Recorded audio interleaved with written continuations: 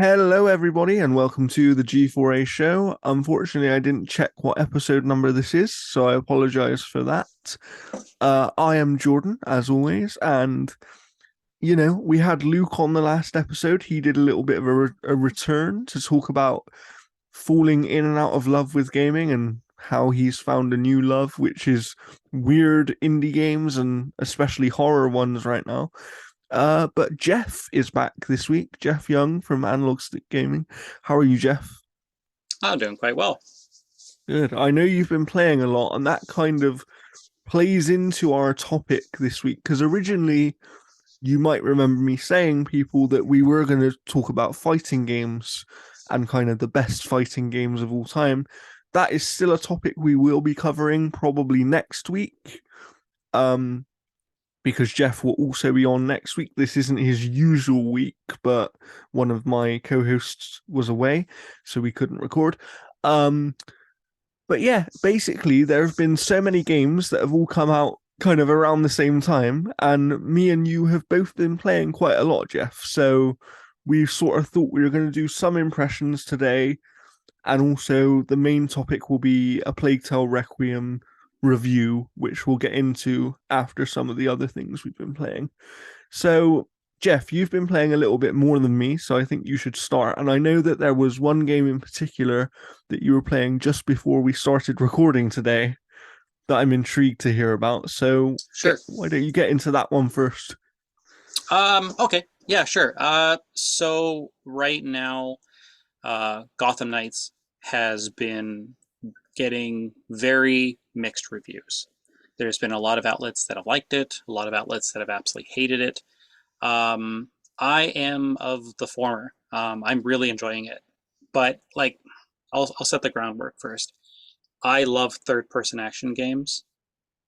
I love them no matter really the level of quality that they kind of hit.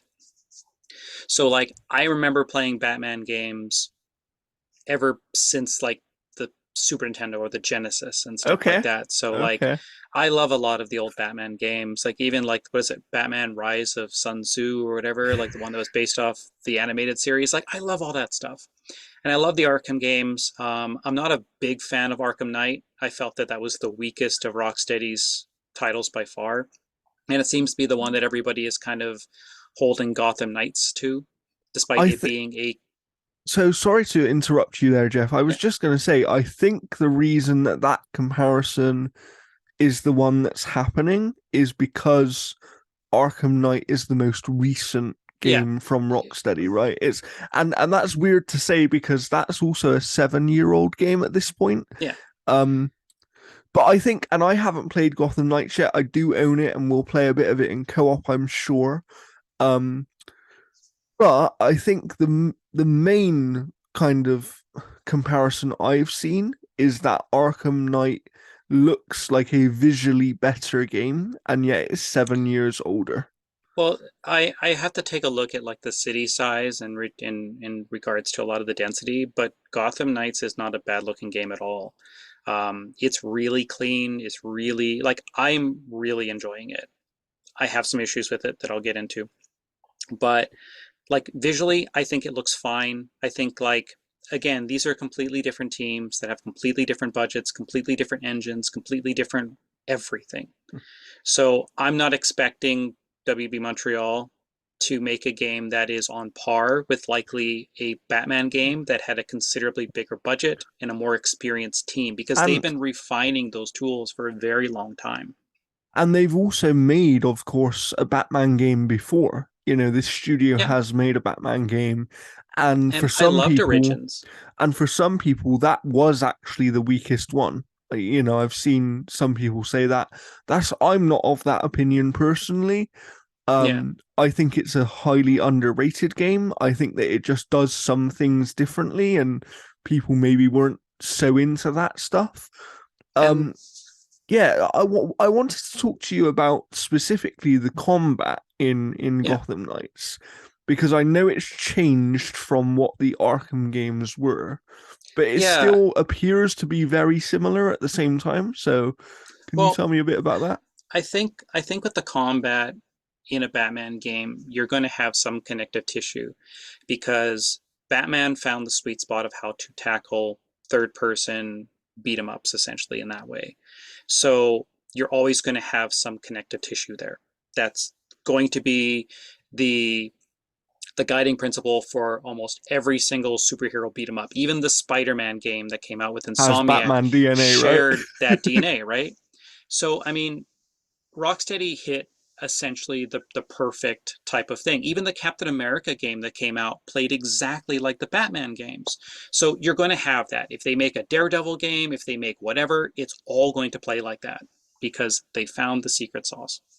So this one here, it allows you to play as four different characters. You have Batgirl, Robin, Nightwing, and Red Hood, and they all play differently.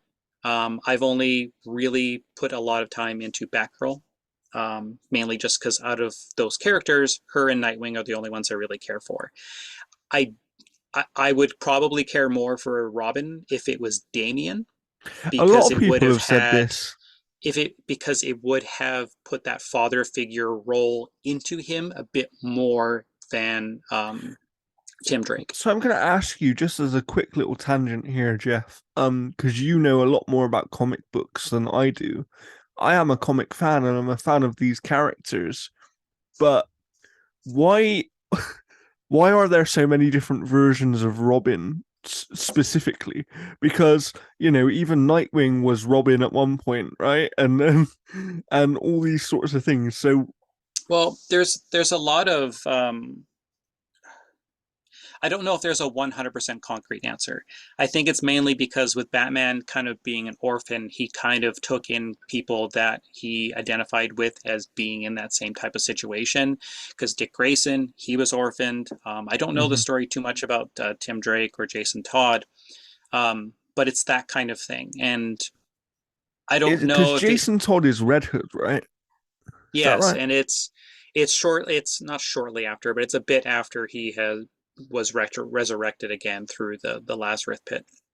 And they mention the Lazarus pit a lot. I know a lot of people were like, well, if Batman's dead, and they kind of answer that at the very beginning of the game in full detail.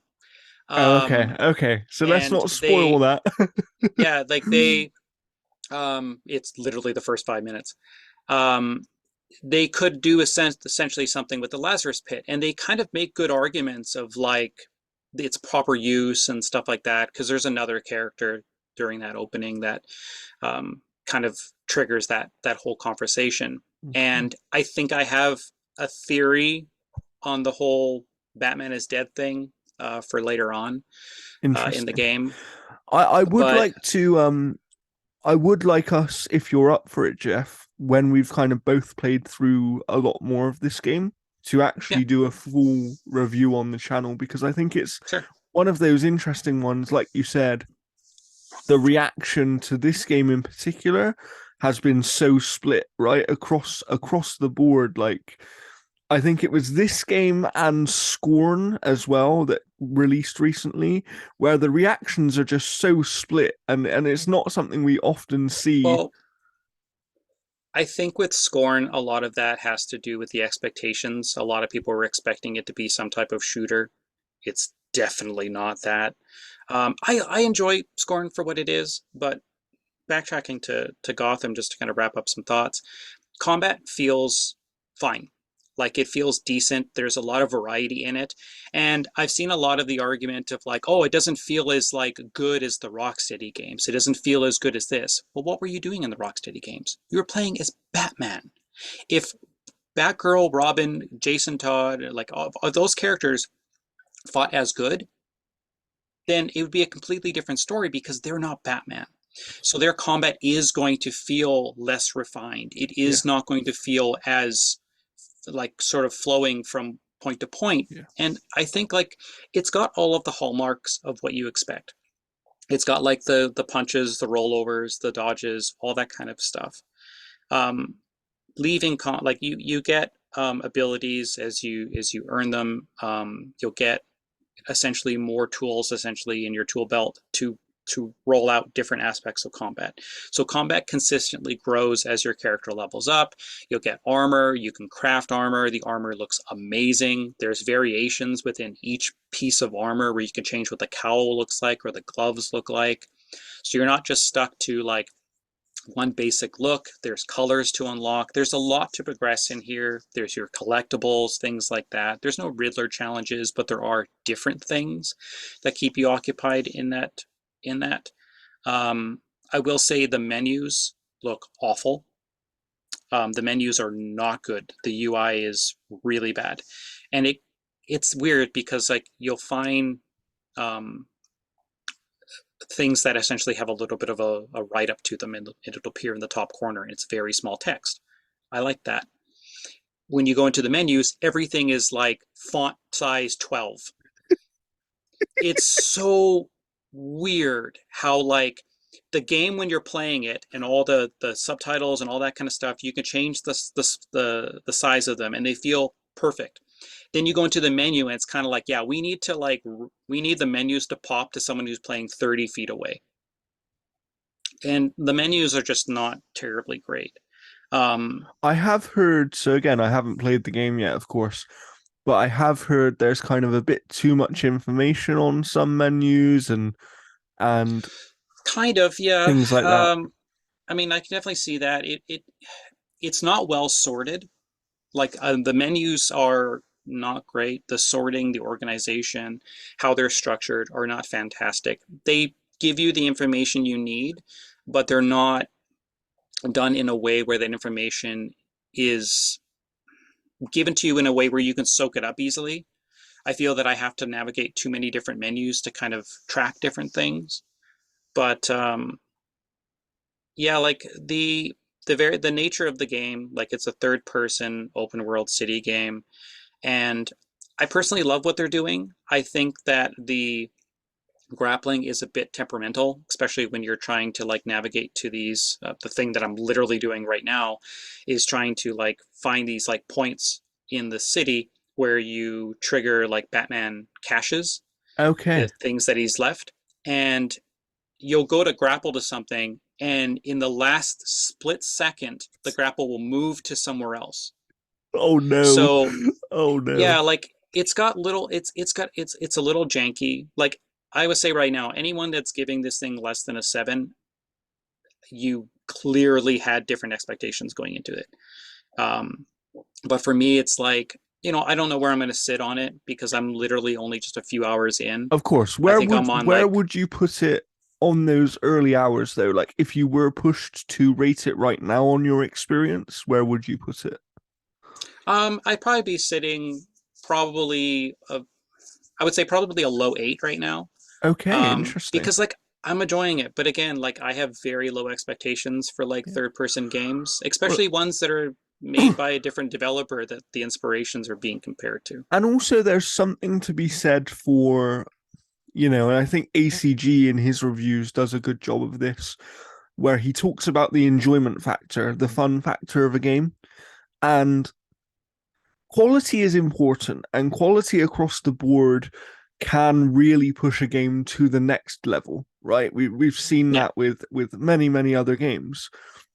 But there are some games that, while their execution might be a little bit off, you can still enjoy them, and that makes them great. Do you know what I mean? Yeah. It's kind of like um I know a few people who played Saints Row, and when I talk to them about it, they're like, "Yeah, if I'm being honest, it's probably no better than an okay game, but I enjoy it more than some games that I know are better games." It's kind of like it is one of those things where enjoyment factor can do a lot for Hmm. how someone perceives a game. But that's what gaming is, right? So it's kind of like you said, it's about expectations, it's about is it actually fair to compare? Like we were always going to compare Oh, Gotham Knights to the the previous games, comparisons but is were it fair? unavoidable. Yeah, like there's a couple things that I kind of wish that this game did that Rocksteady did, but at the exact same time, I understand why they didn't. So there's a part where you're in a facility and you're on the You're on the track of finding Mr. Freeze, and you enter this one area, and there's a turret in the far side and 3 guards. In the Rocksteady games, you would have mantle things all over the map. Even if it didn't make sense, there would be some type of gargoyle statue in a supermarket, but Batman would zip right up to it. It was It kind of wouldn't like make gameplay sense. first, right? It It was was gameplay gameplay first more first. so than world building in terms of like that makes sense to be there. This game doesn't have a lot of that. So you kind of have to go about things in a different way. And again, this is not Batman. These are 4 of his proteges, essentially. So it's not going to have a lot of the same bells and whistles that Batman would rely on. But I kind of wish that the levels were designed at least in a little way of allowing that. So I had to basically hover down, deactivate the turret, and then fight the guys, as opposed to Batman, who would probably zip over to some area and do all that kind of stuff. The levels don't feel designed in a way where it has that sort of Batman stealth approach. Some Okay, levels do, interesting. some levels don't. See, that sounds quite interesting to me though, because I felt like when I would play the Batman games previously, I actually think they almost made stealth not too easy, but they almost forced it upon you too many times. And this feels like it's doing something a little bit different with a different balance to gameplay. And I don't think that's necessarily a bad thing. Um, what I am intrigued to see in terms of the level design and stuff like that is with this being a game that has co-op available in it, are there mhm. any levels where we sort of play them and we go, yeah, this was clearly a level that was designed with co-op in mind because it's harder Yeah, on I my haven't own. seen that so far, but I'm super early in. Mm. Like the level design seems fine. A lot of it seems straightforward. I kind of wish that there was a reload checkpoint so that I could just retry a section, but I literally have to like go down and get myself killed to respawn that checkpoint, which is disappointing. Um, Gotham, however, is really awesome. This is a fantastic version of Gotham. It's massive. I've heard some Um, people really dislike this version of Gotham, yeah, I don't so like that's interesting. I've seen people where it's like, oh, like Gotham's like super like empty and blah blah blah. It's a crime riddled street, like the city. Like there aren't going to people like, oh hey, let's go down there and get some balloons and like have this like safe little family walk down the street. And it's like, oh hey, they're like, no, it's literally like Batman. Batman is dead, and like the criminals have noticed his lack of appearances, so they've flooded the streets. So there's the one thing that this game does that if the next Spider-Man game doesn't, I'm going to be massively disappointed because I've wanted this for years, but you have dynamic crimes everywhere. And that's one thing I've wanted in a superhero game for the longest time. Like you'll be ripping through on the bike and you'll see like these people like trying to hijack a ATM or something like that or do all this kind of stuff. Finally, like that's one thing I like about this Gotham is it's plagued with crime everywhere and it doesn't feel like stupid little things that doesn't make sense in those types of games because that was my biggest issue with the Spider-Man game is it felt like there was a lot of open world busy work in regards to like, oh, there's another compound, I have to sneak and destroy all these guys here, And and there there was were very some little crime. crimes, but they were very much the same Minimal. thing over and over again. Kind of. Yeah, like there's like bomb things where you have to like stealthily take down the guys and then disarm the bombs. There's ATM hackings, there's kidnappings, there's just people essentially assaulting everyone. Like there's crimes everywhere. So like I really like this Gotham.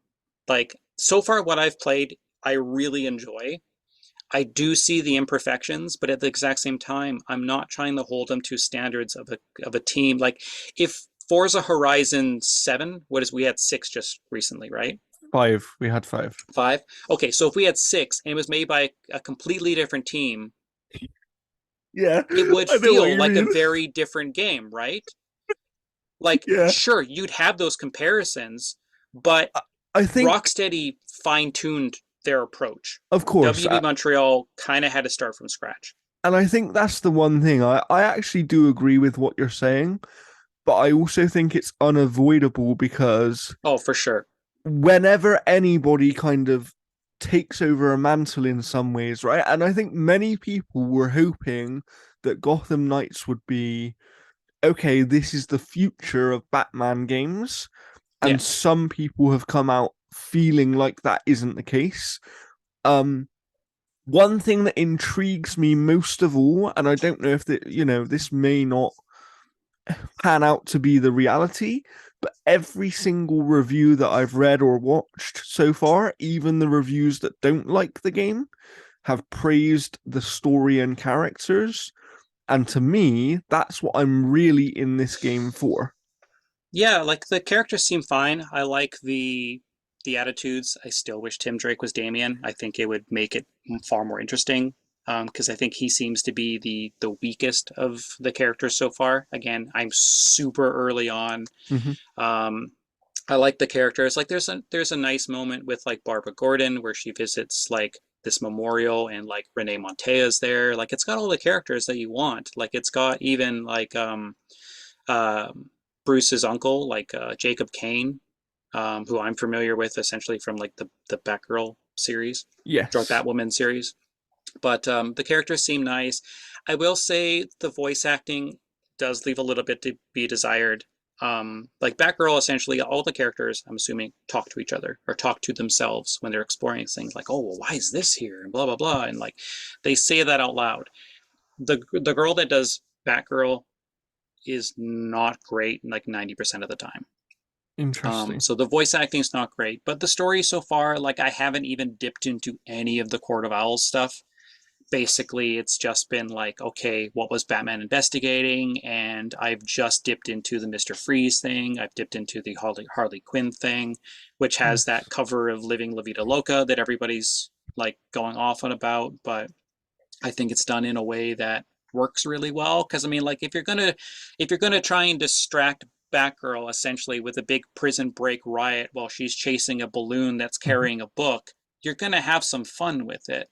Of And course. I think it does pretty well. Like I do like that scene. Music choices and stuff like that Mhm. are fine for what it It is. to me, and as I said, I'll form my own opinion when I play the game. But to Yeah, me, this game very much strikes me as a game that is a strong foundation that maybe doesn't execute everything to the level that it maybe should. But at the same yeah, time, we're like you said earlier, we're comparing this developer to another developer that had a very different take on this world and this universe. Like this is not an Arkham game, and they've said that over and over again. This is not an Arkham game. This is their universe. It's not a continuation of those games. It's a separate thing, right? And I just think that yeah, okay, they might not get everything right straight away, but if we're really being honest, did Rocksteady get everything right the first time that they actually? And I get that it's not the first time for WBE Montreal, but it is the first time they've done their own universe within this thing, right? well, Batman Origins wasn't really tied to the Rocksteady ones either. But I mean, I get what you're saying. Like this is not tied to Batman Origins at all, but it does have some connective tissue to a point. There are points where you have to like solve little crime scenes, and so like the first one that you encounter is you're trying to figure out whatever happened to this doctor, and you come in, blood everywhere, all that stuff, and it shows that he tried clawing at like a cabinet. So you have to try and get the cabinet open. So you'll go over to his work desk and you'll be like, okay, how do I open this up? And there'll be like numbers of like posters and like notepads and stuff, and then different trigger points of what could open that door. And you have to kind of investigate certain things. And then like the next time you do it is like investigating his body. So you're like, okay, how does how can I open up this encrypted hard drive that I found? I'm like, okay, is it his blood? Is it this? Like, so there's neat little things, and I found one instance of that so far, just going around. So it does the detective stuff really well, which is something that they did in Batman Origins, where you Mhm. would have you would investigate the crime scene. And this is a more simplistic take on it because, again, they're not Batman. So they're going to tackle those things in their own way. But I don't Of know, like course. I am enjoying the game. I don't see it really tanking for the rest of it. You know, like I think combat is fine. I like the RPG mechanics where like again you're building, you're crafting your suits and all that stuff, and some of the suits look awesome. And like I remember reading a review where they were saying like they really hated the starting outfits for the characters. I'm like, well, if you're going to entice people to change and upgrade gear, you don't want to make the coolest design as your starting one. Otherwise, Yeah. people are If just going to that stick with if that. that is a system within your game, you want people to engage with it. So why give them the Yeah, best looking thing straight away? You know. yeah, But yeah, let's move on a little bit because I know you've sure. been playing some other things as well. And one that I'm kind of keen to hear your impressions on because I haven't played it yet. You, of course, have been playing a game with a plumber in it. Uh which I think everybody knows what game this is, but it's a highly anticipated sequel, I would say, for a game that took people by surprise the first time round. So, how Yeah, is Mario plus Rabbids 2? Sparks of Hope. Yes. Yeah. So I'll say Ubisoft sent me this game. It is really good. It is what you wanted from a sequel for this game. It is refined to all hell. Like you can actually move around as Mario now. You're not moving around just the little guy, the little disc thing. I can't remember his name. Um, but you're actually moving Mario around. He still can't jump because I guess that was something that Shigeru Miyamoto himself told Ubisoft: don't let Mario jump, or something like that. I think that's how the story went. But I will say right out the bat, the story is absolutely forgettable. Is You that will not, really why you're playing this game now? yeah, no, but I mean, you will not care about the story in the slightest bit. It will not hook you. Like it's basically there's an evil force that's kidnapping Sparks. Yeah. Okay. That's Okay. it so far. No, it's good. Like it's a direct continuation, so it doesn't try to re-explain who these characters are. Like the moment you see like Rabbid Peach, it will just go straight into her shtick. They talk now, so there's a lot more voice acting. The little floating disc that you're floating around has an annoying voice. You have another AI companion that has a voice. Um, but it is really good. Like they improved upon everything that the previous game you could look at as being flawed in some case. Hmm. Like you could there's way more mobility now. You can like jump around and like hover around to like different areas. You can use your teammates to basically bounce. So if you combine that with all the different jumping platforms, you can gain some pretty decent distance. Combat feels a lot faster. Encounters don't feel as tedious. There's more encounters, but they're smaller. So you feel like you are doing a bit more than having very few encounters that are longer. So there's some instances where it'll be you'll dash into a Goomba, it'll go into a big battle, you'll defeat like 14 Goombas, which you can usually knock out 3 at a time, and then you'll go on to the next encounter. And the worlds that you're doing all this stuff in are bright and colorful, but they're also soured in this like dark mess, essentially, that makes the areas look drab and dreary until you essentially solve that problem, and then they're bright and colorful. And then there's side quests, there's things off the beaten path, there's a lot to explore in each world. It kind of works like a Metroidvania where you need a certain power to get through a certain area. Each time you complete things, you'll get tokens. Those tokens can buy like special keys that open up like Captain Toad Tracker kind of levels that spin around. This game does a lot. The humor with the rabbits and stuff feels toned down compared to the first one. It's still there. It's still there in all Is its that glory, but that it's definitely I toned would down. say in many ways that's a good thing though, right? Like Yes. that was one of the complaints that people had about the first game, kind of having too much humor and get like maybe focusing on that a little bit too much. So hearing it has been toned down. Yeah, You know, I think people will be happy about that. there's some really good parts of the game that are funny, like Rabbit Rosalina. She's like super sloth like, where to the point where she's like she just doesn't care about anything.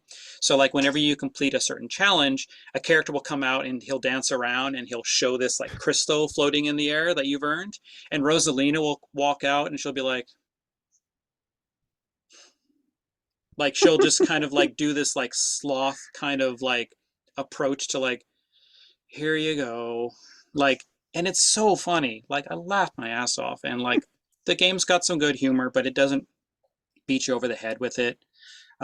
There's lots of little like explorations and shortcuts to unlock. The worlds feel almost like Mario Galaxy in a world where they're like small little biomes Mm-hmm. that kind of extend. And there's again like lots of side quests. There's lots of areas to explore, lots of reasons to jump back in the previous levels for all those different side quests and hidden areas. The menus and stuff are fine. There's lots of sparks, which are little like floating little star characters that are. It's like Rosalina's little star buddies mixed with rabbits. So it's and they all have different abilities. Some of them can summon a big frost giant that works as like an additional character. Some of them can like add elemental effects to your abilities. Um, you you don't have a set amount of characters that you can go in with. Most of the time, it's three.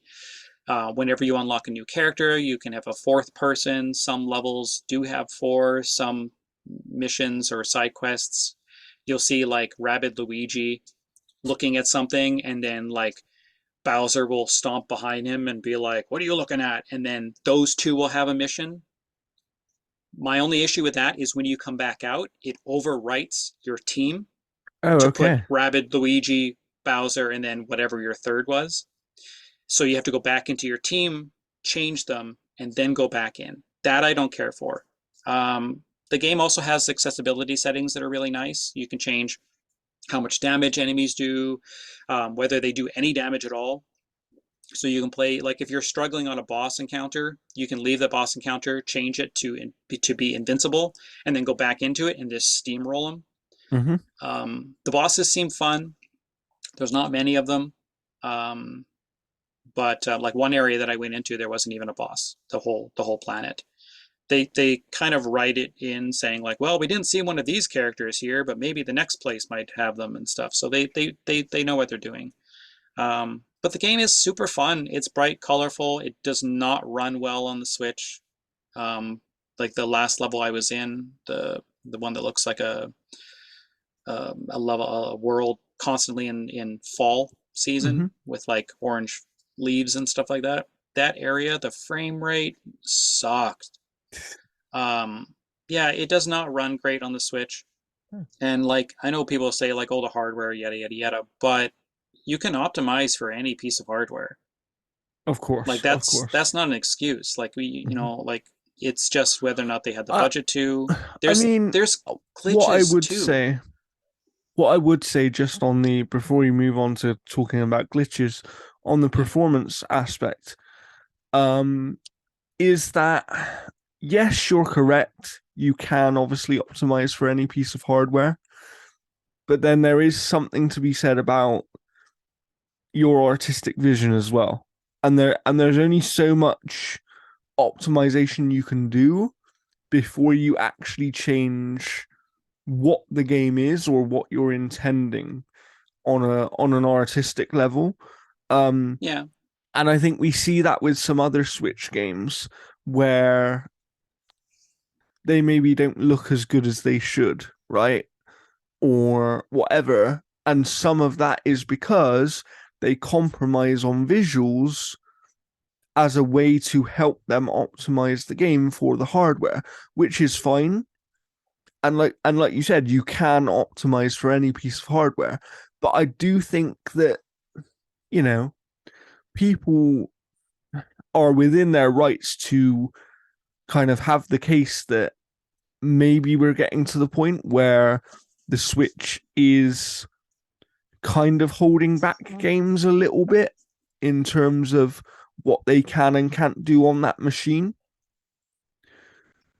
Because, it's how do you like obviously Mario plus Rabbids, there was an original the first game a few years ago, great game, right? And this sequel is trying to step it up.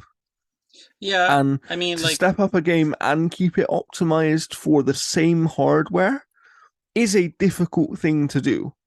It's a very difficult thing to yeah, do. like I don't think the game is really pushing too many graphical boundaries that it can't still have its vision and be optimized, because a lot of people be like, oh, well, so many games might have to compromise in order to run on the Switch. But then you get a port like Nier Automata Of that is being course, yeah. praised Oh, hold on, we're having an issue here. for that. So, like, I think it's honestly just it needs a little bit of optimization in getting that frame rate to be steady. And I don't think it needs to compromise anything at all. I think it's just optimization. Whether or not they just have to, like, I know I'm not going to speak to game design because I don't know exactly what they would have to do, but I think There's there's always a ways that way. you There's can. always a I think way. there's ways that you can iron out that frame rate for sure. Um, and I don't know whether or not it's just like a memory leak or something like that in that area. But like again, like the game just has performance issues in that area that I've noticed. Hmm. In combat, it's fine. I never experienced Of any course. any issues in combat, but no, It's good it's to point out those things as it's a well so very that solid people know. sequel. That's good to know. I think those are, other than obviously Plague Tale, which we're going to talk about in a minute. I think those are the two main games that you've played, right? Is there anything else you quickly Yeah, want to speak about sure. before? Well, Yeah, I got a few things. So I finally got this fella here, nice, nice. which has been really really good. I have been loving it. And so there's two games that I've been playing on that. Um, One that I've already tossed a review out for, and that's No Place for Bravery. So if I was to explain the storyline, you might be thinking I'm thinking of a different game. But basically, you play as this sort of seasoned veteran of violence, essentially, that has like left his violent ways behind him. But it's not until something essentially kind of kickstarts that path of violence that he embarks on an adventure with his son to Oh essentially my God. detail a very violent story going forward. Um, and yeah, like they definitely borrowed a little from that game, but I mean, that's fine. That's fine. We'll talk about a it's game that. a yeah, it's a pixelated hack and slash game that is almost like Children of Morta, where Okay. it has that kind of look. It's not as deep as or rewarding. The story is pretty good. It goes in some interesting places, some predictable places once you learn any sort of math. Um, but it's not a bad game. It's not verified for the Steam Deck or anything, but it runs just fine. I had a small couple glitches, but you can check the review As on a, as there. a quick as a quick thing before we do move on, how are you feeling about the Steam Deck in general? It's really good. Like I'll dive into my thoughts as on the Steam Deck as well with this other one, but that's Asterigos, Curse of the Stars, and Okay. that's it. That's the first game that I've ran on the Steam Deck that is not a pixelated type of thing. It's a semi bigger budget kind of like hack and slash game that kind of looks like Immortals Phoenix Rising and Breath of the Wild if they made a Dark Souls style game. So it's got some Interesting. visual punch to it. It runs really well on Steam Deck. Um, it like the Steam Deck does get a bit hot running it. The battery on it drains quite a bit playing it, but the Steam Deck has been really solid. I've played some games through emulation. I haven't been able to get like 360 working or anything like that. That's still experimental because Proton doesn't run it that well. But every other console, I've had no issues running it. I like how it sorts them all into folders that look really easy. It's not 100% as easy as everyone says to get some emulation running. Some stuff is just dragging something into a folder. There are some other Some things stuff where is you much have harder, to, right? Yeah, yeah. yeah, like to get original Xbox running, um, I had to like, and I can't, the only thing that I could connect my Steam to my PC or whatever was wirelessly sending stuff through some third party programs. Mm-hmm. I couldn't get the USB adapter thing working and stuff, and to do it that way. So I've had to wirelessly send some stuff, but I've had to like convert like certain ROM files into different types of ROM files and then send them because like they're like, oh, it doesn't run ISOs, it runs XISO and all Oh this other wow, types of okay. thing. Okay. And that was a pain to get working like original Xbox. And even then, the program that I'm using to convert stuff over has like a file limit. So like I couldn't get Rally Sport Challenge 2 working, or I couldn't get like brute force working because they're like, oh, this file size is too big. And Mm-hmm. you'd go in and you could delete like the PAL stuff and then reconvert it over and get it working. But there's some games that I haven't been able to. I haven't been able to use the PowerShell method to convert those over, which is 100% working. Like it'll, no matter the file size. But that stuff's just going to get patched and addressed and fixed, and to make it a lot easier. But the emulation stuff's really good. Yeah. Um, that stuff's And fine. I like the way that that emulation stuff shows up in your Steam library as well. So like once you've done it, you can go back to the gaming mode, and those Yeah, games will just be there. yeah, like it works really well. Like the sorting and organization's really nice. I do wish the Steam store was a little better on the Steam Deck, because like if you're scrolling down 3 pages on the discounted stuff and you click it, when you go back, it goes all the way back up All to the the way to top. the top, yeah. So it's the same thing as like the Nintendo eShop, where it's a pain. So normally what I do is I go on my computer, I see what's in on sale because it's so much easier, Mm-hmm. and then I will like install it or whatever, or I'll add it to my library that way. Mm-hmm. And the store does say if it's Steam Deck compatible, and if I find something good, I go on my Steam Deck, I search it, and then I look for the little icons to see whether or not it runs. But Yeah. no, like just quickly jumping into Asterigos, it's really good. Like, yeah, it's like if the people who made Immortals Phoenix, which is it's a different team. This is not them, but it's if that team, instead of being inspired by Breath of the Wild, they were inspired by Dark Souls. So it has Dark Souls trappings, but it doesn't have the combat that makes it feel like a Dark Souls clone. It has the things where you like rest and the enemies respawn, or you're like upgrading your equipment and whatnot. And the voice acting is really good. The world building is fantastic. The level design's really nice. Like this is a super fun game. Um, and it's nice. Like you have like swords and daggers and hammers, staff, spears, and you can upgrade those through like a constellation upgrade tree. There's conversations to have with the characters that the main plot stuff is all fully voiced, and then the secondary stuff is not. Um, but the you can teleport from like zone to zone. You can explore and basically find like paths that loop back to one another. So very typical in Dark Souls. But no, it's a very very solid game, and it runs extremely well on the Steam Deck. That's I good to know. you have to tweak some settings, Mm-hmm. but I mean, it that's true runs of really every well. PC game, though, right? Like any Yeah, PC hardware, which the Steam Deck essentially is, any PC hardware that you're playing on, you always have to mess around with settings. yeah, Unless you've got a ridiculously powerful machine where you don't really have to worry about it and you can just set it to auto and your machine will run anything, then you're fine. But most of the time, yeah, you have to play around with settings. So moving on, I we obviously are going to talk about Plague Tale, but I've played a little bit of something that I wanted to mention before that. And that is the Call of Duty Modern Warfare 2 campaign, because for people who pre-ordered certain versions of that game, you get yeah. I the have it campaign installed. early access. And I haven't played the whole thing so far, and I will be doing a full review on the outerhaven.net for the campaign. Um, I've played about 3 or 4 missions, or I think I'm on the fourth mission because Okay. I only had a couple of hours yesterday to play it.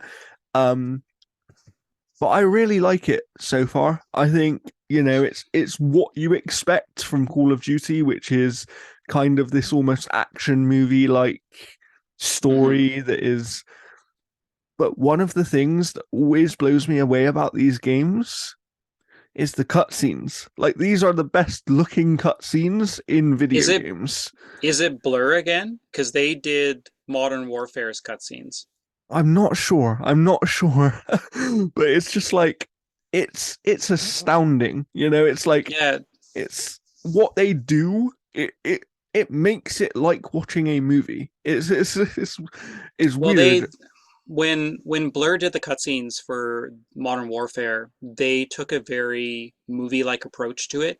So, the Corridor crew actually did a breakdown on cutscenes a little while, like a couple days ago, on one of their videos, and they actually had the guy from Blur there talking about it, and he was saying like some of the lighting around certain characters uses the same approach that they do in movies, not games. So Yeah. that's why they do have that approach, and they worked with like the assets team Mhm. with Activision and everything to ensure that if you were going from a cutscene into gameplay, it's the same basic assets, just on a micro level in regards to like how they work. Of So course. if it's Blur handling the team, I mean they're the same team that did the cutscenes for the Halo Master Chief Collection for Mhm. Halo 2. Mhm. So it's the same team. Like Blur is one of the busiest teams in the Yeah. I business mean, it for may well be cutscenes. them because the cutscenes have that similar style to them. So Yeah, that makes sense to me. But yeah, they blew me away, and the thing is, so far I'm too early in the story to say how good it really is, but it feels like, if you played Modern Warfare 2019 and you liked that campaign, you're going to like this one, is what I can say so far. It's got all of the things you expect. yeah, I have it One pre-ordered. one of the missions that I'm doing right now is a gunship style mission where you're kind Hmm. of on Overwatch and you're having to clear out enemies from certain spaces as your guys move through and do things. Um, so it has all of those things that we love about Call of Duty campaigns, right? It has um some missions. So one mission that I did was a more stealth based mission where it's kind of like, don't be seen, let's clear this area out. One mission was about kind of capturing somebody, and it was using distractions and putting people to sleep, because we were in a public area. Do you know what I mean? So it was kind of Hmm. like, let's not draw our weapons unless we really have to. So they've got some really interesting kind of gameplay things going on in the campaign, and I think they did a good job with that in Modern Warfare 2019 as well, where they kind of had things like that house mission and having to clear out that house, and kind of it throwing some dilemmas at you, where some of the people in the house were kind of innocent, and it was kind of like, but how do you deal with those people? And you know they've expanded that a little bit. So one of the missions, an aspect of it was, I was kind of walking through a town, uh, chasing after this guy, or trying to find this guy, and kind of people who lived here would come out of their houses, and then to get them back inside, first of all, you're kind of chatting to them, and you're like, go back inside, and if they don't go back inside, you can sort of be a little bit more threatening with your behavior, and seeing how those people react differently. So some of them might pull a weapon on you, some might run off scared. And it was kind of like, okay, how do we de escalate this situation? So they're kind of playing into that gameplay stuff as well, which is Yeah. similar to what they did before. But it's nice to see because it makes it more than just, oh, walk down this hallway and shoot the bad guys, right? Like, I think Call of Duty's got to that point where, especially in their campaigns, they're trying to do more with the gameplay Hmm. and they're trying to do interesting things. And they seem to have expanded on that slightly with some of the early missions that I've played so far. So I'm Yeah, it really looks like enjoying that. it's like a 6 hour campaign from what I've just Yeah, reading, 17 chapters. nice, So like nice. I kind of like I'll jump back into it. I've got it pre-ordered. It's just like I'm working on Gotham Knights. I'm Yeah, like you working have on a so review much to for play, Plague right? Tale and Mario. They just sent me a code for um, Persona 5, right? Persona 5 Royale, which, as everyone knows, is the shortest game ever. It's not long at all. Not at all. It's not So 150 hours. So yeah, that other than that, the only game I've been playing is Plague Tale Requiem, which you of course also have been playing. My review should be out by the time you're hearing this episode and watching this episode on the outerhaven.net. So I will say on their scale, I gave it 5 out of 5. I'll talk about why later on. But Jeff, I actually want you to talk about your experience with the game Sure. first, because ours vary somewhat, but I think we also they vary in a very specific area of Yeah. what is wrong with the game, at least for Like you. Yeah, like I played the first one a bit after it had come out. Um, I think like I reviewed it like 6 or 7 months like after it had come out. I really liked the first one. It had a very methodical pace to it. It was very like it was a shorter experience too. It was like 8 or 10 hours. It was not a long game. Plague Tale 2 is a much longer game. It's about twice as long, and they kind of took a game that was kind of this again short, very somber, very stealth focused game that had very light combat mechanics, and they went very Uncharted in this series. Like they've doubled down on more of the things that you can do to combat. I still don't think this game has a combat system. It has a defensive system essentially.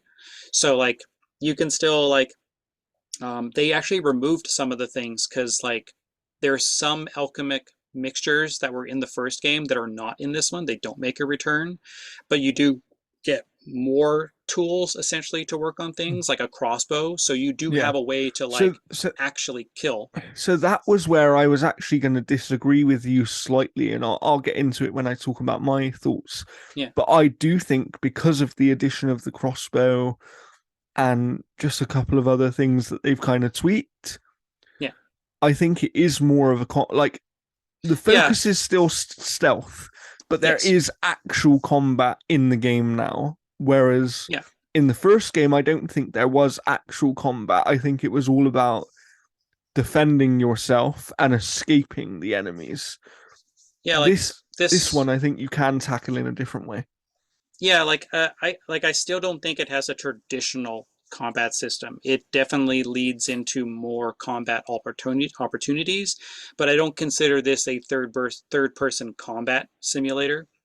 Um, but like jumping back into the Uncharted type of thing is like this one has like scenes that you would expect in an Uncharted style game. Like you're on there's one scene where you're literally on the back of like a horse carriage that belonged to like their military that is outfitted with a giant flamethrower, and you're basically shooting flames all over and like There are set racing. pieces, right? There's a lot They're of set they're pieces in this game. Yeah, and they do a fantastic job at conveying that stuff. Like the game is absolutely gorgeous. Mm-hmm. Now, diving into my issues so that we can jump on with the rest of the game. Um, I had a lot of little things. I had scenes where like the what certain cutscenes, the mouth movements would not match what they were saying 100%. Like it would have that kind of like just mouth flapping. Whereas other cutscenes, you would see the lips like form like O's and stuff, and they were perfect, like absolutely perfect. It's just one of those games where it's like the highs are high, but when the lows are low, they're really low. Because I had issues where like there's a scene where Hugo runs away, he's frustrated, and he's standing by a tree. You run up to them, and there's the little like circle that you know that you can interact with something. And you And had to once be you in a very hit the specific trigger point, position, right? it starts it. And so behind him, it wouldn't trigger it. So I moved around him, it triggered it, and then she like did this like he's here, and she did this like, and then behind him, and then it triggered him. And I had that happen quite a bit. That's Um, interesting. I had one part where like I hopped down a little like a high platform, and all the animations are the same animation. So you hop down, she turns over and grabs him. She hopped down and did this like floating thing, and you see Oh Hugo my go gosh. down there and stop, and then like that kind of stuff. Okay, so And while we're quickly on the technical things, I yeah, just want to bring up my experience because it was so different. yeah, I I had virtually no problems technically with this game. Um, the biggest thing that I had, so I didn't notice we were talking about a cutscene before we started recording today, yeah. and I'm gonna go back and check that one because there was one specific cutscene where you said Watch the lip Scale Up's sync was video, and you'll bad, see which one it is. and and while I was playing, I did not notice that being an issue, and I didn't have an issue in any other cutscenes in the game. So Yeah, it could have been there, and maybe I just kind of blacked it out somehow. Um, but no other issues at all, right? So I'm going to go back and check that one. The only thing yeah. I had, because just for kind of being as transparent as possible, I actually got a review code for this game because I was doing an official review for the Same. outerhaven.net. I got it for PS5. So did I. Um, and I went back and checked the game the first couple of hours on Xbox as well, because it's obviously on Game Pass, because I wanted to check and see if I had kind of a performance fluke, because I feel like I did, considering some of the other things I've seen and heard, right, from other reviewers. But I'm not joking. The only thing I had was kind of a loading hitch at the start of every chapter. So, like, it would load in and the frame Mm. rate for a second or two would be Yeah, very I low, didn't have I and didn't then it have would be that. fine. Um, and then the other thing was every now and again I would notice like a one-off dropped frame, but it would never impact on gameplay because it would always be when I was just walking around, like no enemies were about, no rats, nothing. Hmm. So that was a little bit unusual. So, but then I went to try the first few hours on Xbox just to see if there was a fluke. And the loading hitching doesn't exist on Xbox, at least in the first few hours. So that wasn't an issue at all. And I didn't see a single dropped frame. So, at least based on the first couple of hours, in comparison to the PS5 version, the Xbox version does perform better for me. But I also had a somewhat fluke of an experience, it seems like, because I had virtually no technical issues. Um, and That's what gaming. I can understand, Jeff, because we'll talk about what your score potentially is going to be in a minute once we go a little bit deeper into the game. But I can understand why we are somewhat on a different level with our scores for this game, given the Hmm. technical issues that you did have, because it sounds like they got in the way at times. It's like almost like gaming Twitter is just going to be like, well, I guess Sony's check didn't cash to make the Xbox version run bad. Um, yeah, like I think the game is absolutely impressive to no end. I mean, this is a team that is clearly punching above their own weight, but they're making some good swings. Um, yeah, like I had other little issues, like whether it's like rats just appearing and instantly killing me. How Um, weird. I still think the combat elements where you're mixing things, whether it's the soldiers and then the rats or even certain things. There are some parts that I feel are designed around very set times where, like, when you get rid of this guard, you wait a couple seconds and you know that that guard's going to come here, and then when you do this, like everything's set animation Yeah, wise. I kind of agree. But for me personally, that's not a bad thing because I think No, that that actually comes from the stealth focus of gameplay, right? Like this Yeah, game, the way I described the gameplay is it's very methodical and it's very, you have to be patient with it. But if you're someone who likes stealth games, you're going to like this game.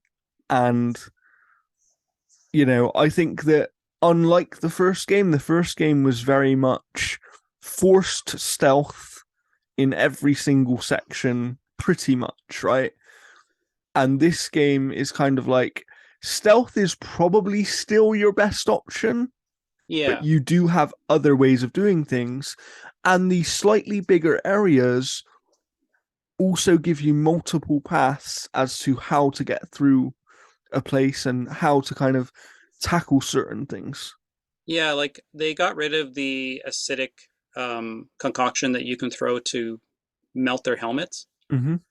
At least that I can think of, that they got rid of that. But they do give you other things to work, whether it's the crossbow and firing a bolt into like, a side of a plank or something like that, which does that kind of stuff, or throwing the mixture and then setting that on fire. So Yes, yeah. it gives you And lots of those you can options. use the rats, right? This is the other thing is like Hugo has more abilities with the rats this time Yeah, around and he can do things with that. The other thing that I like that I wanted to really bring up is the skill system. yeah. And the reason for that is, okay, it's a limited skill system. There are essentially three skill trees with four skills each on them, I believe. Um, but what I love about this skill system is it almost takes the Skyrim style approach where you're improving your skills and you're unlocking these As you use skills them. by playing that way. So the way in which you play dictates the skills that you get. And at least from the skills I had, they all did make a noticeable difference to gameplay. It wasn't And you just can like, also, here's this skill and don't do anything with it. yeah, you can also find like items that will benefit a certain skill, and they'll also join that skill tree thing as well. Because like I found like a arm bracer for Amicia, Nice. and that part glitched as well. So there's a level where you're following these like bird statues, and if you go Yes. to one area, there's four windmills, and there's a windmill puzzle that you have to solve. Well, the problem is you find a movable cart, and if you look behind you, there's the same kind of wall that you normally take a cart to climb up. So I figured I had to pull the cart, and we pulled the cart, and it slid into the windmill and blocked that whole Oh under no. area door that I didn't know existed. So I tried moving it and everything. I tried reloading the checkpoint, nothing. I had to restart the whole chapter.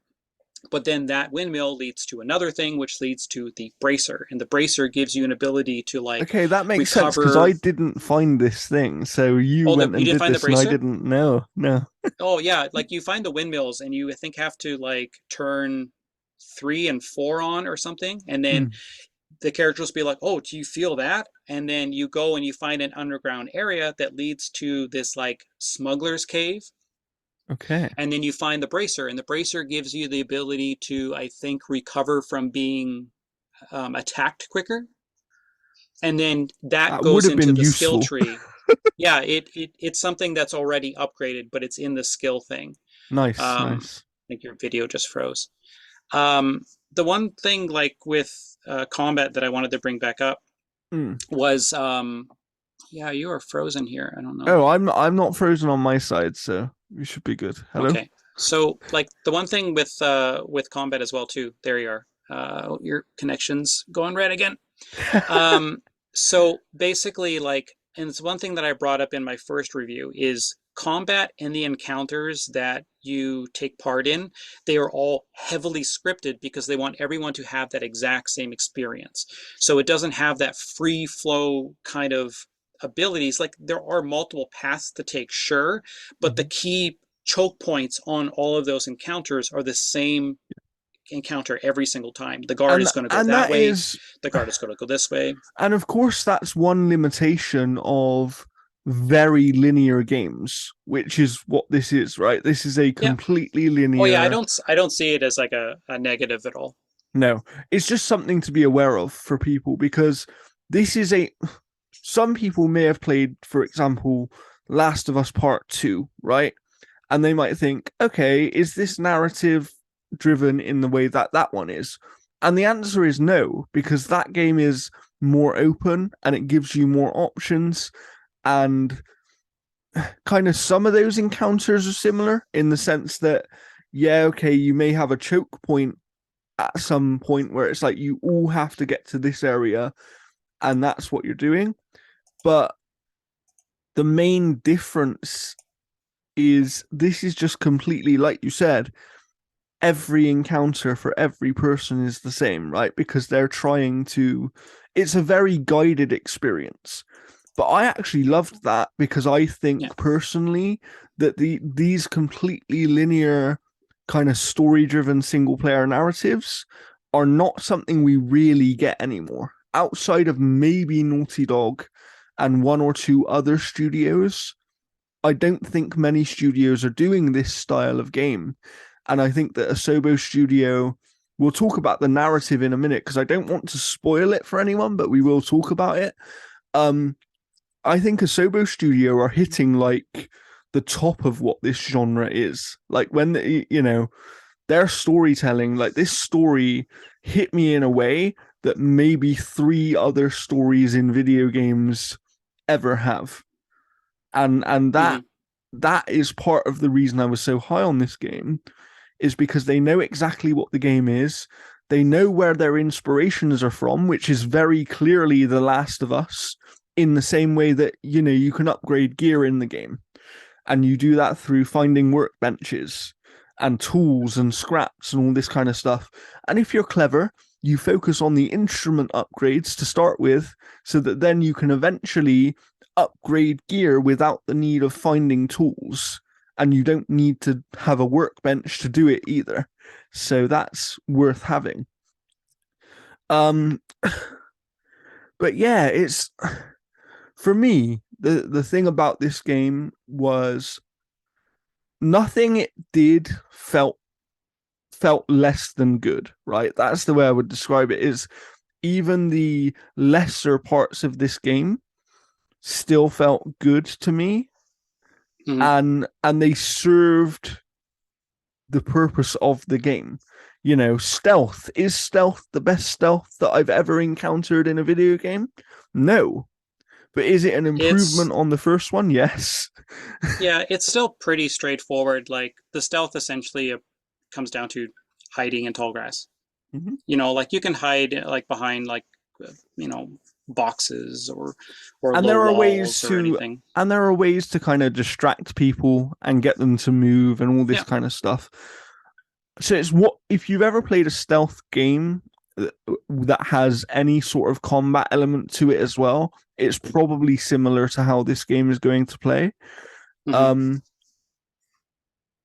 but again, it just like one thing I wanted to bring up was outside away from combat and away from gameplay for a moment, because we talked a little bit about cutscenes earlier, but at least in my experience, these cutscenes were great. I actually think they were really, really good. I think they were, these are not, because Plague Tale is a double A game, right? It's what we would consider a double A game. And I would Yeah. say that these cutscenes, for the most part, I know you had a couple of issues in them, but they present like triple A cutscenes. These Yeah, are they like, do it like visually this game is stunning. I feel that there is a little bit of stuttering to some animations. It's not Mhm. it's not like awful or any sense of the word, but there is that type of thing where like a character will do something and like you'll go to trigger something and then they'll instantly like just turn and move. So like there is a little bit of jankiness to it, and I Mhm. think that just comes from experience and not having the budget to probably refine certain things. But yeah, Yeah, like the yeah, cutscenes are gorgeous. They're well directed. Like Mhm. when the action needs to, like there's some parts where I'm not too crazy on the Crash Bandicoot run moments. where you're running Interesting. towards the I quite cameras like because, those because I well, never felt like they lasted long enough to be I got frustrating. stuck on so many things on the Oh god. sides that you can't see running. So like there's one part where like you go this way and then you have to like run through this one hallway, but if you run too far, you get caught on the side of a Hmm. pillar Hmm. and you're just dead. Yeah. So Yeah. like there's and before I lose that the train of thought, there's a trial and error to this game that I think is the only part to me that made me frustrated. Hmm. And it is And things like that. I can definitely see that criticism because the trial and error exists in this game. I don't think that I ever got stuck long enough on a certain section for that to Yeah. be frustrating. At most, I had to sort of retry a section twice, and there was one fight later on in the game that I won't talk about too much for story reasons, but there was one particular fight where I was having to defend somebody from these enemies, but I didn't actually have enough resources to eliminate some of the people that were coming after me because I had to use a crossbow to kind of knock their armor off of them and then kill them, right? But there Was was one it crossbow bolt available in this entire area. Well, it'll actually respawn things as you kind of need it. Yeah, Now, was this the scene? Hold on, I'm going to be as cryptic as possible, where there's someone essentially kneeling on a platform in the center, or was it the scene where it two was people later are than that. fighting Two people are fighting. Yeah, and then you're dealing with everything? yeah. Yeah, like I found that there was a box in the center that kept respawning bolts every Okay, single time I needed them. I just had to go outside of a certain range and then go back okay. because yeah, like there was I had used everything and Yeah. then you have to like in the first game you had that the first fight you really have is you have to sneak behind a guy and then hit the little part Yeah. on the back. And this has that where you have to like hit the bolt on the front, Hmm. then you have to go around to hit the bolt on the back. Hmm. Um, But and when then you've like only yeah, got I one I bolt kept and you need setting that him bolt on to fire. respawn. I set that guy on fire like 15 times, and I'm like, just die. Yeah. But So, yeah, so, so, that fight, yeah, so that was the only section that I kind of took me a few more tries. But again, it was that thing where it didn't frustrate me because I got to the point where I figured out, okay, this is how I have to do it. And then it was just executing it, right?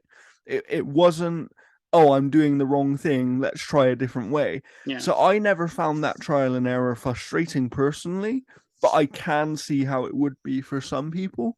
Um, but I want to talk a bit about the narrative, and we'll be careful here not to sure, spoil things because I do think I don't know how you feel about this narrative, Jeff, but for me, as I said, there are only probably three narratives in video games that have ever kind of connected with me and made me feel the way that this one did.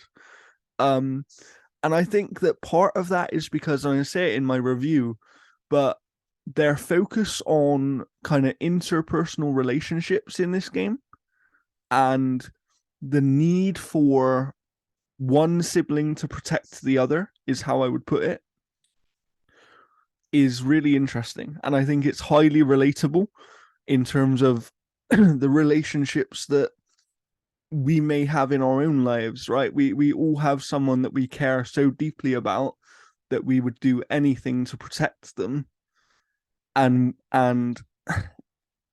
what that kind of does to us as a person. um but even beyond that, like some of these supporting characters are amazing. And there's one character that I like in particular who sort of starts off as someone that you shouldn't like. And by the end, I yeah. really cared about this character a lot. At first, when I first encountered him without the helmet and all that kind of stuff, I was like, oh, is this a character from the first one? Because she talks about like knowing them, and then the moment that she points out a particular like thing Absolutely. Your is video's frozen 1 second. If you go back and say what you just said, you're back now. yeah, And the moment she like points out a particular thing you were saying. yeah, then I'm like, oh wait, that's that guy, and yeah, like he was a very interesting character, and like at first I thought we were kind of done with him, and then we kind of like revisit, and Hmm. like there's some And the decent, like performance of really. that character I really liked. The Oh, the he's the voice actor fantastic. was brilliant. So is Sophia. Yeah.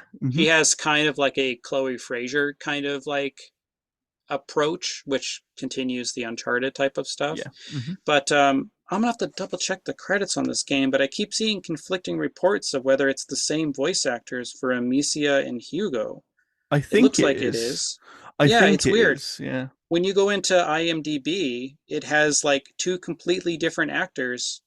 I think it's because there's a French cast and an English cast, so you have Oh, to that's probably look what for it the is. English cast.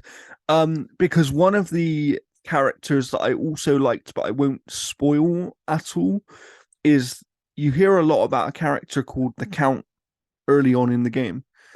And when you encounter him later, his performance, I forget the actor's name right now, I believe it's Alistair Petrie, um, is his voice actor, but he is kind of a TV actor here in the UK. He's done a lot of He television looked series, familiar.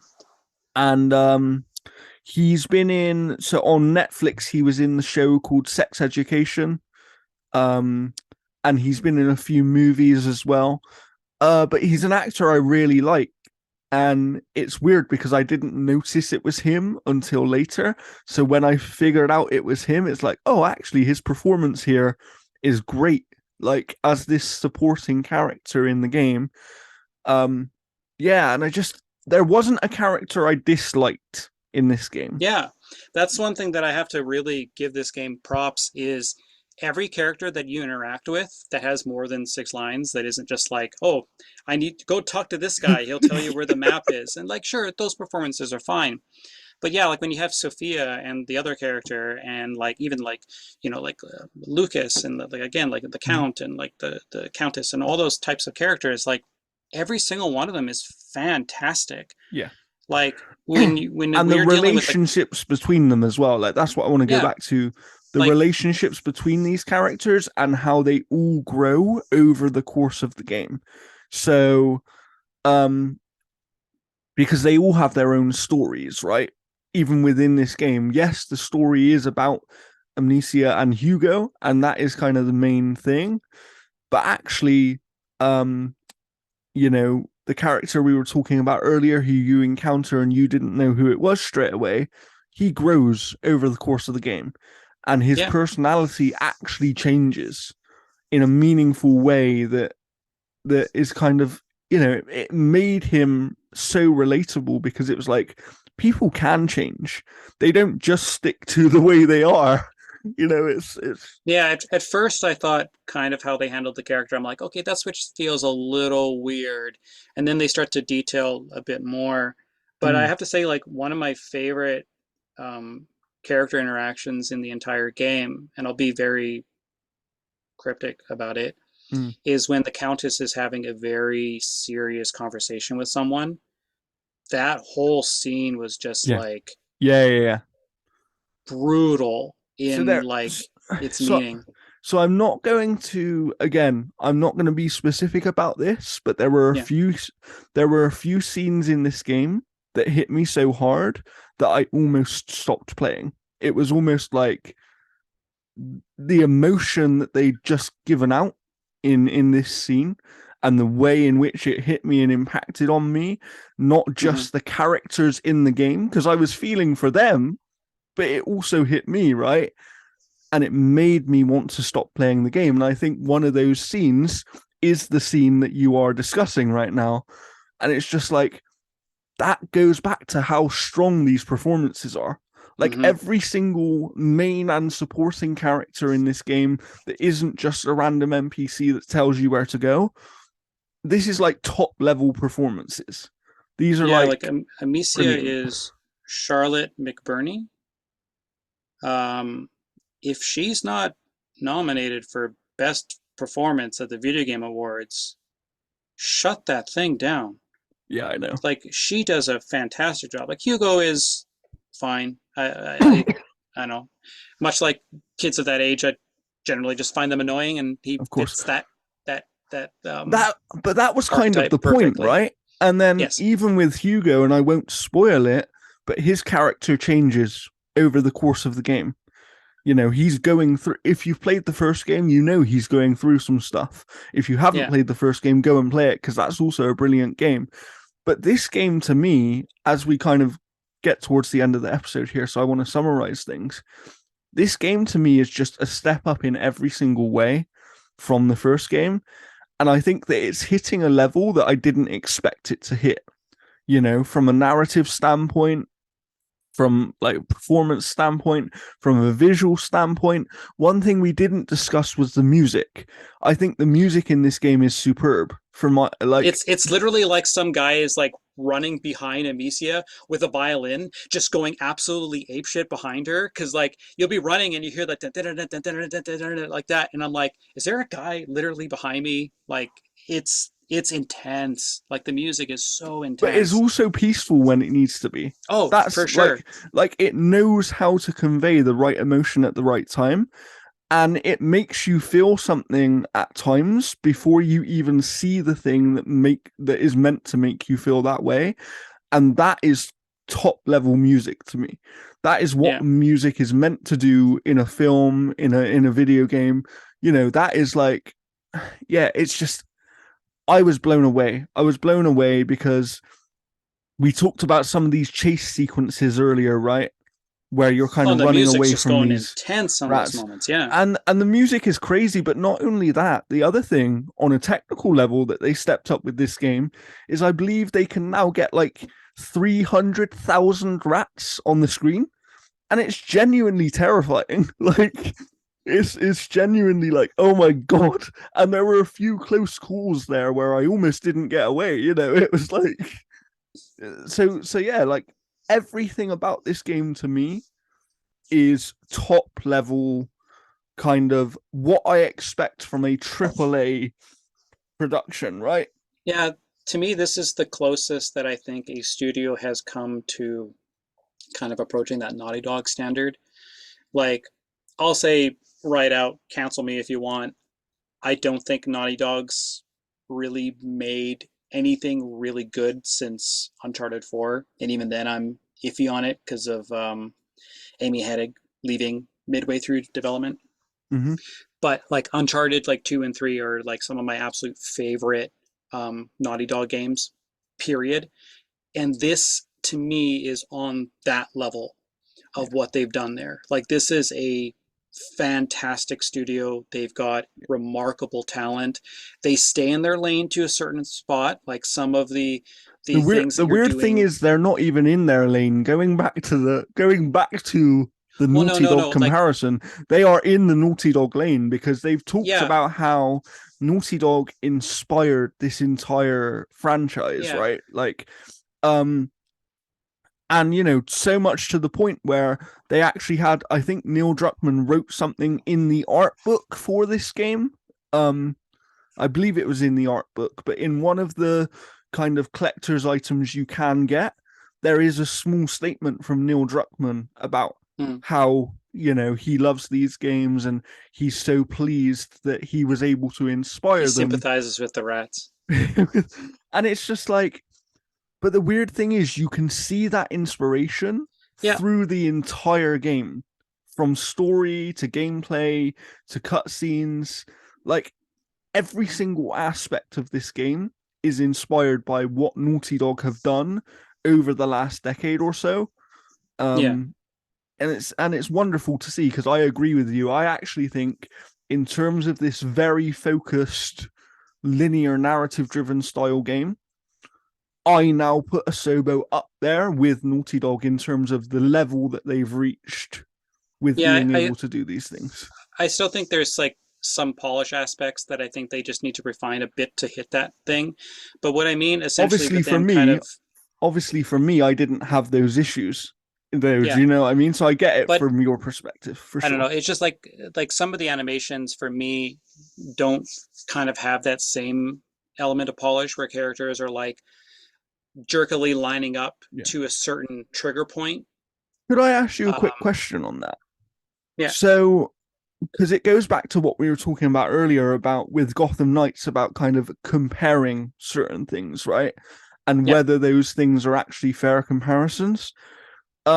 One of the things I'd mention with this game is it is a double A game, right? yeah, It's a game that has much lower resources, yes, and as far as I'm aware, a much smaller development team than some of its AAA counterparts.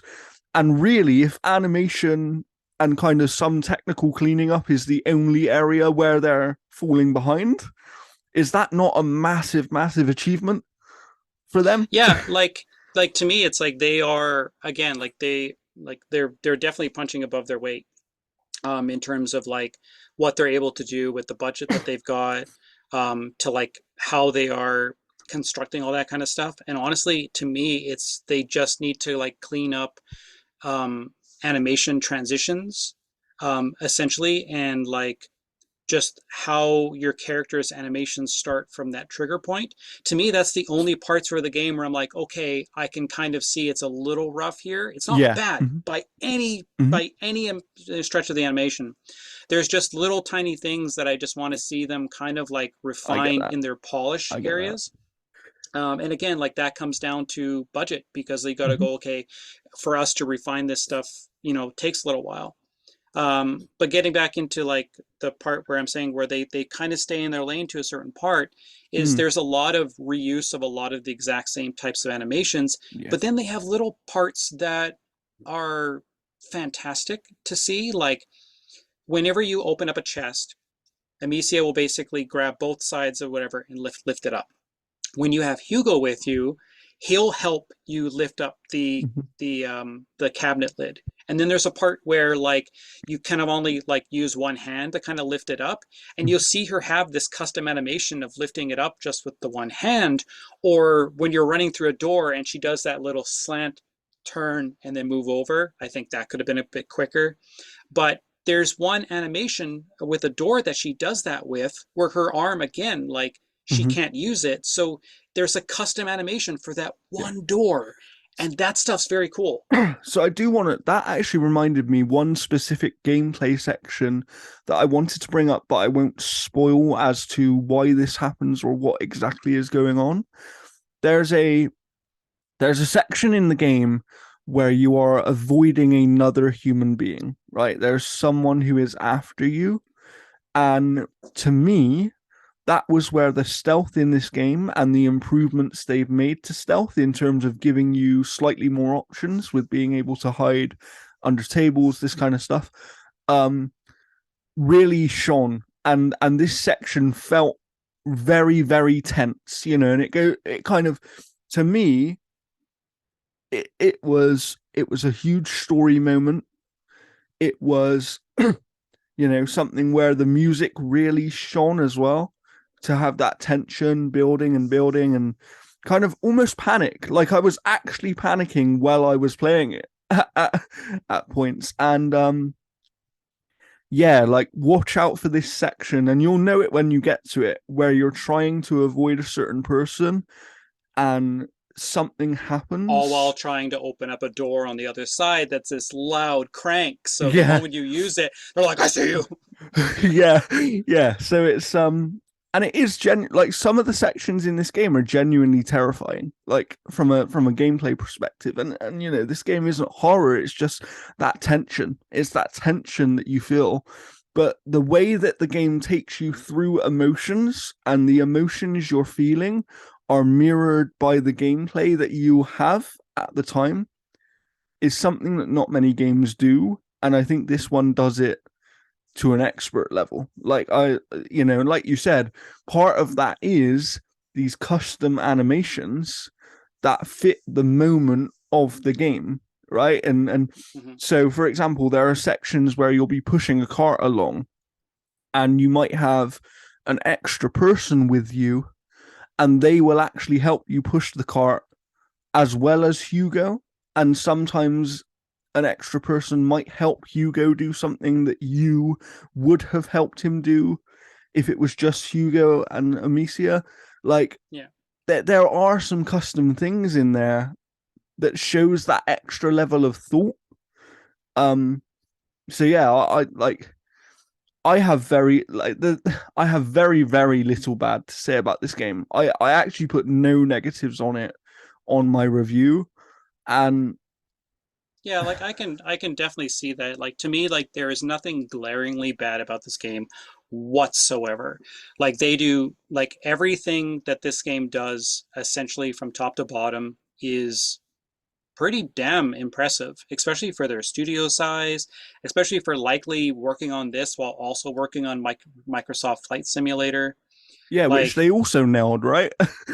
yeah, like they're almost like the other Monolith Soft, where they're like a support studio while also like working on stuff. So Yeah, the game is fantastic. It's just again like I just had some technical problems that kind of got in the way. I feel like some animations don't quite fit the scene as well. Like again, like that door shutting animation. There's some parts where she does it in a panic state, but it's the same slow clank turn around hmm instead of like that and then panicking against the door or something, which would have hmm been fantastic. But that is incredibly minor. But like yeah, yeah, my for sure, my my only major criticism about the game is I feel like some of the combat is just a bit too trial and error for my tastes. hmm And then you have to sit through the exact same patterns and stuff, which you don't notice it when you're first playing and when you go through a section. And for there's like sure, there's lots to explore and do. Like like it for is an sure. absolutely fantastic experience. So before I ask you, so I want to ask you kind of a few things here as we wrap up. One is on story alone. How do you feel about this game? Like, how would you, if you were talking just about the story, where would you kind of put it? Yeah, like the story is really good. I think it like if you played the first one, it was like the last like hour and a half where it started to get kind of really crazy in regards to where the narrative was going. And this game is that crazy for the entire game because it dives more into like prophecy and the disease and like kind of like, you know, And how each of the characters are yeah, learning from the past to essentially kind of save that future. And they do have one thing that I wanted to say, sorry, Jeff, yeah, just while I think of it, was about the pacing of this game. Because we mentioned it earlier how this is a longer yeah, game. For me, it took me about 18 hours to finish the game. yeah, Um, but I can understand why for some people that would be too long because a lot of the gameplay in this game is the same, right? There are certain things that kind of mix it up now and again, but you are sort of going through the same pattern of gameplay, at least yes, on a basic level, time and time again. That it's not boring. I don't think it is boring in any way at all. Like the yeah. gameplay was always engaging to me, but I can understand why some people would find the game too long. That's what I would say. Um, but for me, it almost felt paced perfectly. Like there's a little bit in the middle where it slows down for a couple of chapters, but that felt right given the, like you were saying, with the, well, on a narrative front, there was a time in the game where it was kind of like, okay, let's go and find something peaceful, right? It was kind of like, let's go and find peace. And then things kick off again. So while it has that frantic pace all the way through in terms of something always being delivered to you narratively, there are moments of quiet in this game. And there are moments that are slower and more peaceful and kind of a lot of character development happens in those moments. How did you feel about the pacing of the game itself? Yeah, I think there's a couple areas that could have been trimmed a little bit. There's like one part where you're kind of like moving around and you have to like navigate this one scene where a guy is like attacking you with a hawk. That could have just been completely taken away. That I don't know. There's a lot of the pacing I think is going to be determined by how much you are exploring. Like again, like that whole part with the windmill area, you could have ignored that whole area Yeah. there and just And followed the that's birds. quite a big chunk of gameplay, I would imagine, because I didn't do it at all. I was so focused, like I was Yeah, so rock solid focused on the narrative of this game that I got to a point where I did not explore. I was just point A to point B with the narrative. Yeah. So like yeah, like I think pacing in an open world ish type of experience where you have that navigating stuff will determine the pacing. I still feel that there are a couple segments that could have been trimmed a bit more in regards to certain aspects, even if some of the stuff that you're doing there is great. I don't think the pacing's bad at all. It's definitely a different pacing than the first game. So I think that if you are expecting the first game again, you're going to have a little bit of a difference of opinion on certain things, especially how they went way even more Uncharted in this one than the Mm-hmm. previous one. Mm-hmm. Because like I know there's tons of people where they're like, oh, they added big action set pieces. They're like, I don't know if I want that. Um, They're but done yeah, like very well. They're done oh, they very are well. they are done very well, but it does give the game a very different identity this time around. Absolutely. Yeah. But no, I think I think the pacing is for the most part fine. I don't think it's 100% perfect, but Mm-hmm. again, that determines on how much you are exploring and certain Absolutely. things. Mm-hmm. Because yeah, like you'll find like I'm assuming there might even be more like arm pieces or Yeah. whatever Yeah, for that I sure. had that I didn't find. So how would you kind of, I know you're still in the process of writing your review, so this might change slightly as you write more of it, but how would you score this game, do you think? Right now, I'm somewhere between an 8 and an 8.5 for sure. I might swing to 8.5. I don't know yet. But I kind of write the review and then formulate the score kind of after that to a certain extent. There's some games where I know flat out, I'm like, oh yeah, this is a This 10. See, this was You one of know, those like for me. Like I finished this game and as I said, on the Outer Havens scale, I gave it a 5 out of 5, which is, yeah. as good as I can give it. And it was just because I knew I like again, it goes back to that narrative thing, right? And for some people, the narrative will not click in the same way that it did with me. Mm-hmm. But because the narrative was so powerful for me, there was no way I could give this game, unless I had those big technical issues you were talking about, there was no way I could give this game less than a 5 because so I'll explain vaguely to you, Jeff, what point I got to and what score I was at the time. That scene you spoke about earlier, where I forget the character's name right now, the Count's wife, The Countess, yeah. yeah, where she was kind of speaking to someone, and it was a very kind of powerful scene. Before that, so probably about 10 minutes before that, my score for this game would have been a 4.5, or I guess you could consider that as a 9 out of 10, right? Yeah. And then every single hour after that scene, every single bit of gameplay after that scene just pushed it up and up and up. And it was like, I honestly, by the end of the game, like that last third of the game blew me away. Mm-hmm. I think it was so powerful. And I think where the story goes isn't something that you see coming, to be honest. I don't think it's kind of telegraphed in any, like, not in a way where it's like this is definitely going to happen. You may have an inkling of where things will go, but Yeah, I I don't was think surprised.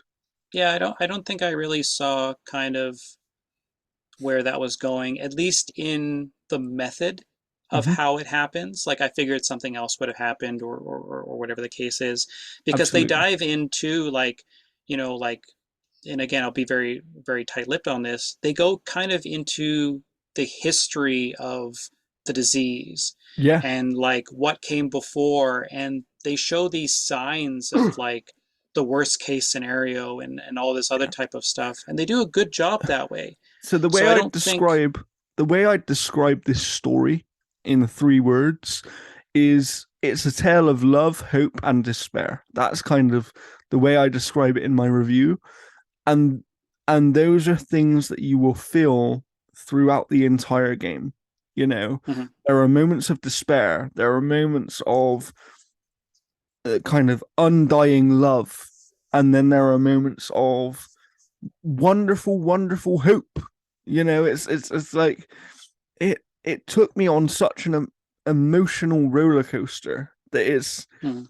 that's why I didn't see coming what came, and I'm not going to spoil it for anyone because I do think, you know, as much as I like all of this game, the strongest element by far is the narrative.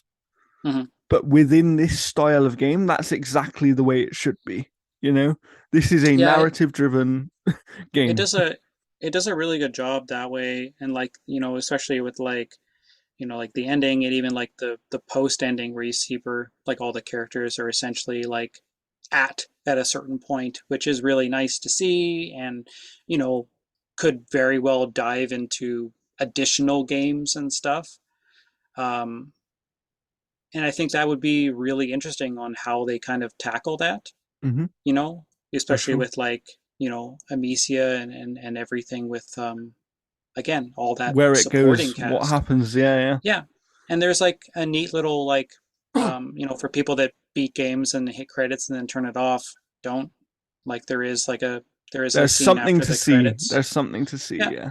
It's a nice little tease of like what could eventually come because like I think they do a good job of like wrapping up some elements. Mm-hmm. Yeah, But absolutely. as They they leave do enough. they They leave enough. They leave enough open that they can do something with it if they want to, but yeah, they also close enough that this could be the end. I'll put it that way. yeah. No, Yeah. they do a good job in like how they kind of tackle again like that past and like learning about it and like who these characters like that walk that same kind of path before and like the consequences of certain choices and stuff, and Yeah. you dive more into like the history of the order as well as like like the countess and the count essentially on like how they interpreted certain things Yeah. and why they interpreted certain things, and like how those stories kind of like divert into major beliefs.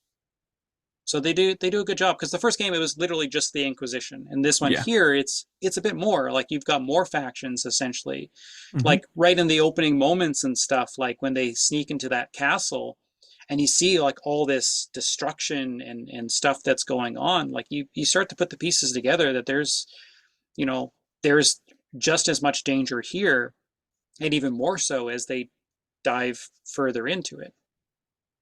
Absolutely. Absolutely. There is one more hypothetical that I wanted to ask you regarding kind of your review of the game, just to see where you really are and how much this stuff affected you. Um, you said you're between an 8 and an 8.5 right now on the game. Yeah. If the technical element of your experience could be cleaned up, as in if some of that stuff can be fixed in Yeah, patches I'd and probably be stuff, sitting at like a 9. that's what I Um, was be, wondering. yeah, because like as much as I absolutely adore this game, I think that it falls into a lot of rinse and repeat of using the same methods for every encounter. Mm-hmm. Like you'll sometimes get like a little bit of a gimmick or something. Like when you have one character, you can like go kill them, or when you have Yeah. another character, they have the little prism thing. Mm-hmm. And that stuff's kind of fun. And like when you have Lucas, he'll like throw mixtures at their face and then you can do all that kind of stuff. But the core gameplay loop is still kind of the same thing every encounter. Like Yeah. you'll have rats, you'll kind of get a path from A to B, you'll What have your I guards, you'll do that stuff. So like it's it's still fantastic. Like the game is still good, the gameplay Good. loop is absolutely satisfying. I just kind of wish that you had more ways of getting to a certain path in regards to not just like the pathing or whatever, but more ways of dealing with the guards that just weren't the same two things. Mm-hmm. Yeah, Like yeah. that's my only, and again, it's small things. Like it's not massive. Like I'm not looking at something and being like, "Oh, I really really hate this aspect of the game." Mm-hmm. Like Yeah, yeah. there's, No, I get that. I get that. I think it goes back to what I said earlier. This game doesn't actually do anything badly. Like it's no. not it doesn't do anything badly. And where you fall on certain things will very much be like they're complete, like some of these things are completely personal, right? And then Hmm. some of them are sort of luck. Like I got lucky with my technical experience, and that probably does make me hold this game in higher regard than some people. Yeah, because like But reviews are essentially like what the reviewer had at the time. Like you can Mhm. mention those types of things. Like even in my Cyberpunk review, like I didn't have any issues really going through Cyberpunk other than one T-pose. I think it froze a couple times and like I had Mhm. one car fall out of the sky. I Yeah. mentioned those things in my review, and how they kind of impacted it. But like I'm And the same and way. also on a technical thing as well, on a technical level, I've said this with Luke before. The other thing that's difficult about reviewing technical aspects of a game, like technical issues, is every single person's line and kind of boundary for how much how many technical issues will actually impede on their experience is different. So Mhm. I had the loading hitch problem, and it was the start of every single chapter, right? But because it was so brief and so momentary, it did nothing to take away from my experience because Yeah, it so I was a didn't have small that thing. loading thing at all. Like not that I noticed or anything. Yeah, so it's all I would say is based on both of our reviews here, and you can go and read them. We'll link them below when they are out. They should be out by the time you're seeing this episode. I know Jeff's still got a little bit to write, but mine will definitely be out by then. Um, and I think you can clearly see like this is a game that you should be playing. Like this And is it's a on game. Game Pass too. So like if you've got a platform that allows you to do Game Pass, like it's fantastic. I mean, Yeah, like, you can even cloud run it on a Steam Deck if you wanted to. for sure, for sure. And where I would personally end my thoughts on this game and on this episode is we're going to talk about obviously what we're going to do for our Game of the Year episode here soon. But this game will be on my Game of the Year list. Like it will be. There's no. I'm not saying it's a definite Game of the Year right now, but there's no way that this game doesn't make my top 5 this year. So there's that little bit from me on it. I don't know where Jeff falls on it. I don't know if his will be, I don't know if it'll be in his list because we've played some different games. So that's going to be It might interesting be in to a see. top 10. Like it might be in a top 10. I don't know if it would hit my top 5 because like we still have Ragnarok, which I'm assuming is going to probably, if it's just as good as the first one, it'll probably be sitting at like 4 or 5 for me. Interesting. Um, but Interesting. like Bayonetta 3 has a very strong chance Mm-hmm.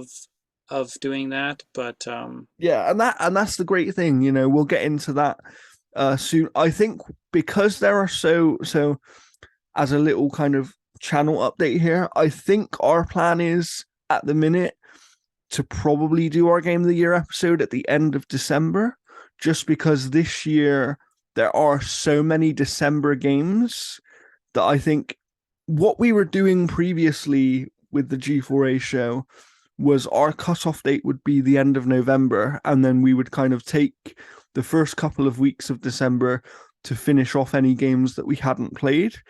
But we're getting to the point where December releases are becoming so common that we can't just avoid those. So I think what we're going to do is either the last episode in December or the first episode back in January will be our Game of the Year episode for 2022. And we'll do it the same way we've always done it, where each person will bring 5 games and they'll get points based on what their position is on the list. And it'll be me and Jeff. I think Luke is also going to join us for that. And we'll have the other 2 co-hosts, MBZ and Matt P as well, who will bring their lists. And yeah, I think, like I said, we'll probably do calendar years from now on, just because December releases are becoming too common for them to kind of be put into the next year sort of thing. It's a little bit harsh on them, really. And yeah, the other thing that we will do that we always do when the Game Awards nominations do come out is predict the winners there. And Jeff, you might not know this, but what we tend to do is whoever wins the kind of predictions for the Game Awards winners, will get the final vote on what our game of the year is in the event of a points tie. So say that we have two games that have the same amount of points. The person who won the Game Awards predictions will decide between those two games, even if those two games were not as high on their list. Hmm. They will decide which All right. one of these games is our game of the year. So we'll do that as well. So look out for, because I imagine, we're in October right now, but probably in about 4 weeks' time, we're going to get the Game Awards nominations kind of out there, and then we can sort of start thinking about our predictions for that. So we've got some fun episodes coming up. It's that busy time of year. Jeff's going to have many, many reviews, I'm sure, over the next month or two. Oh God, too many. But yeah, Jeff is most likely going to be back next week, unless he has some very, very bad internet for some reason. Gonna be in the mountains.